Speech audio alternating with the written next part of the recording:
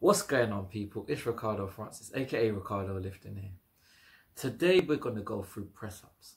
It's a staple exercise for your upper body, and it also engages your core and your lower body as well. What I'm going to do is teach you how to progress to be able to do a press-up on the floor with your full body out.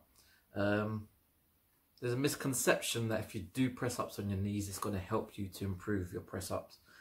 And the reality is, because it doesn't involve core engagement and your legs being engaged, it actually never prepares you to do a full press up. So it only just builds your strength in your upper body, but it never actually prepares you to do a full press up.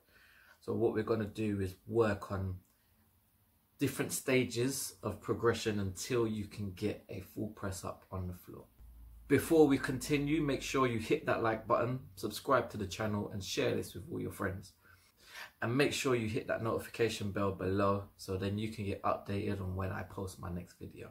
Without further ado, let's get to it.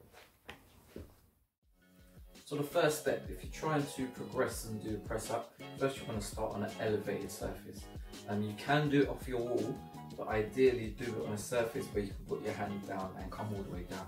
Because you're aiming to get your chest as close to the surface as possible. If you're doing it on a wall, your head's going to get more. So I'm going to do it on this table. So what you're going to do is take your hands just wide of shoulder width, nice and firm. Make sure that your surface is nice and stable. Get your body nice and long, having your chest in line with your hands, pulling your shoulders back, core nice and tight. Control your chest down towards the surface between your hands and press up.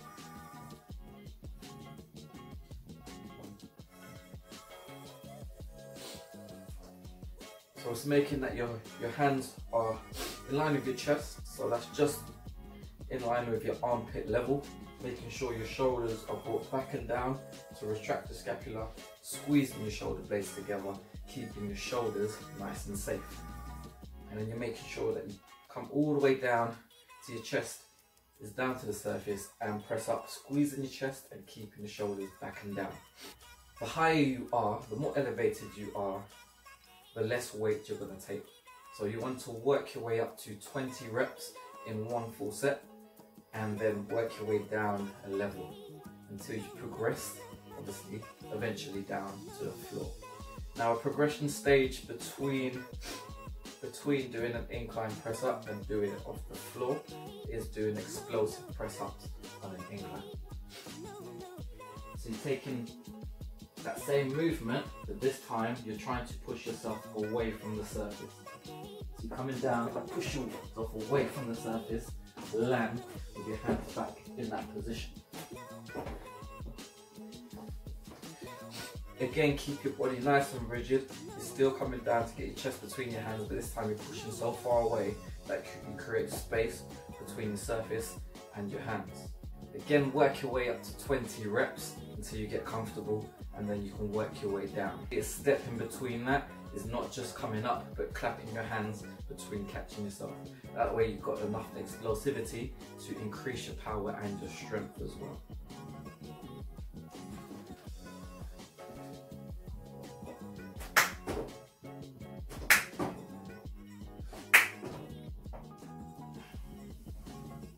Again, this time it's a little bit more explosive than just getting your hands away, because you're clapping in between, so you have to get your hands in the middle, then a little bit of a squeeze in the chest and returning your hands out to the sides.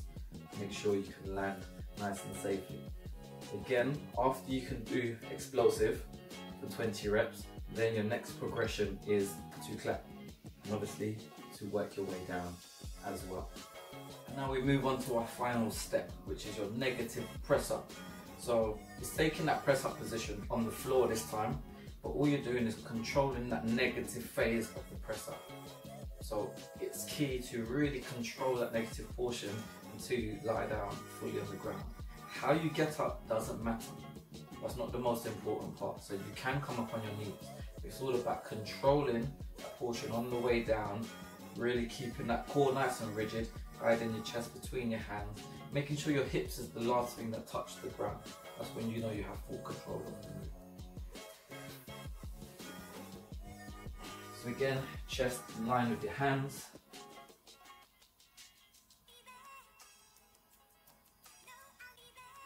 As I said, it doesn't matter how you come up, it's all about controlling it on the way down, that negative portion of the press up.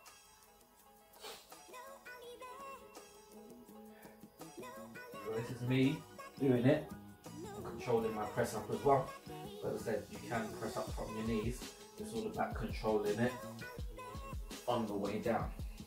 Again, make sure you guide your chest between your hands, so making sure your chest always ends up just between your hands, so at armpit level. Keeping your shoulder blades retracted, keeping your core nice and tight, chest nice and proud. And again, you want to work your way up to doing 20 reps before you even attempt doing press up straight from the ground.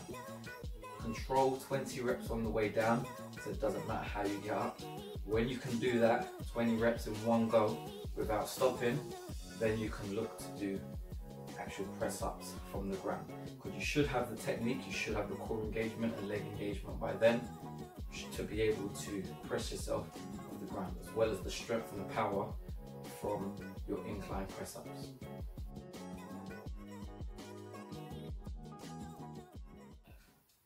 And there you have it, ladies and gentlemen.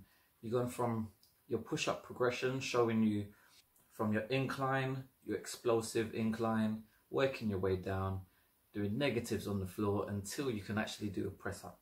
As I said, your rep range is 20 reps, and that's just to gain muscular endurance and the strength to be able to do it, and the explosive movements to also gain power through your press up as well. Making sure that you keep your scapula retracted, you keep your hands in line with your chest, guiding your chest between your hands, your hips up and your core engaged the whole time, so your body should be nice and straight. If you learn to do this and work your way down, you should be able to do press ups off the floor in no time. For me, being fit is more than just being able to do a movement.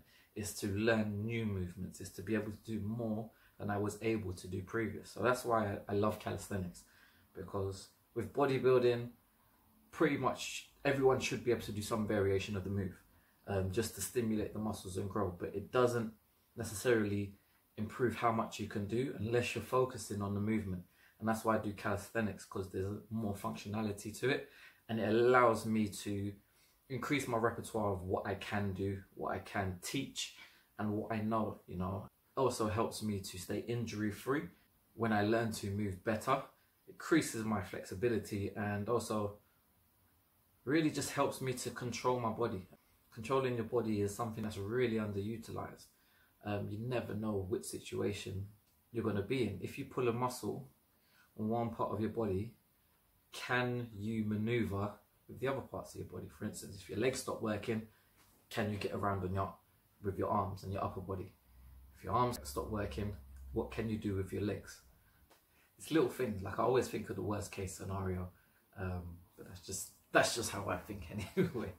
If you like this kind of content, make sure you comment down below, hit that like button, subscribe to the channel, and make sure you share this with all your friends. Anyway, that's me. I'm out. Peace.